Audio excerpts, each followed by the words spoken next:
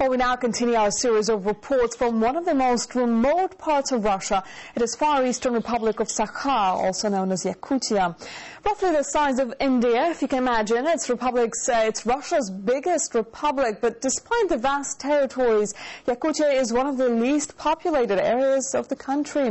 Just under 1 million people live there. Well, most of them are used to spending winters in extreme temperatures, which can drop to minus 70 degrees. Well, RT's Alice Hibbert is there to show us how people make their living in that part of Russia. Alice, people there enjoy very interesting traditional lifestyles. Tell us more. Well, that's right, Anastasia. There are so many remarkable things about this republic. Its size, it's the largest in Russia, its remoteness, it's over 6 time zones away from Moscow, and its climate, it's home to the coldest inhabited place on Earth, but also the number of ethnic groups that make up the tiny population here of under 1 million people. Ukrainians, Russians, Azeris, Armenians, Turks all live here together, including a number of ancient nomadic tribes, such as the Eveny people. They've herded their reindeer across these lands for centuries. And RT's Leah Ferguson spent a day with them discovering just how difficult their everyday lives are, but also their struggle in trying to keep ancient traditions alive in the face of modern change.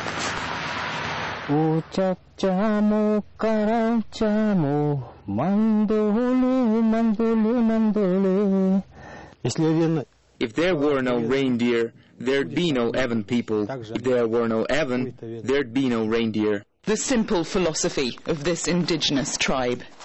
In winter, the Eveny people pack up camp and resettle every 10 days or so, constantly migrating with their herd.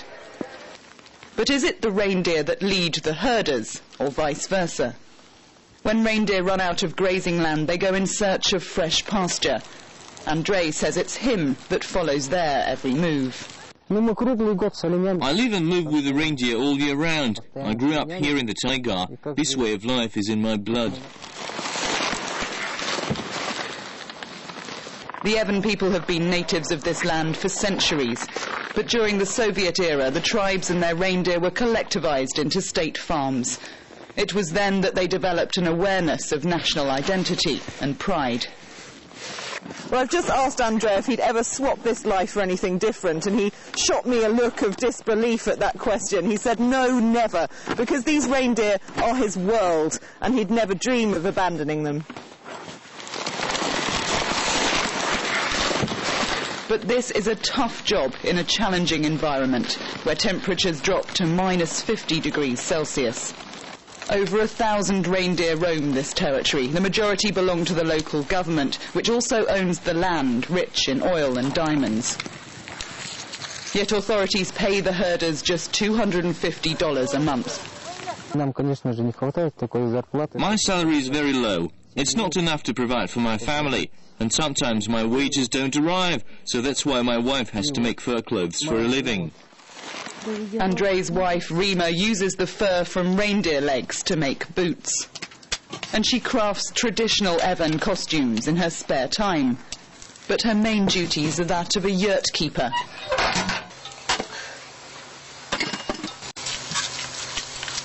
Organising her canvas home, cooking, sewing and tending to the needs of her family.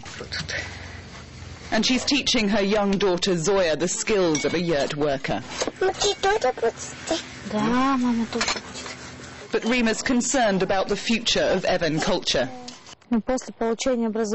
Young people go off to university and are tempted by the big city. They don't want to return to a nomadic way of life. So we must try our best to keep children inspired and teach them how to love and live in this environment. But in reality, this is a primitive existence.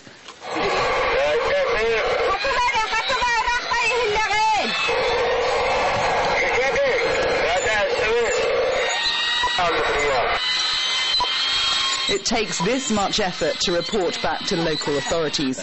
A quick chat to friends in the city is out of the question. And if you want to eat, you have to know how to hunt. It's Rima's job to keep the wolves from the door and protect the family home. Well, it seemed like all work and no play to me, so here comes the fun bit.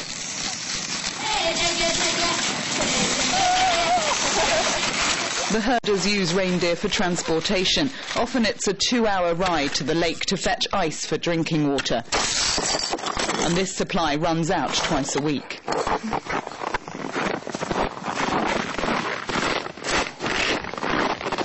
The end of a long day's work, and it's a chance at last to warm up. Before supper, the Eveny people bless the fire, seen as a protector of the family. For here, they're in the hands of nature. They tell me this is a hard, yet spiritual existence. Leah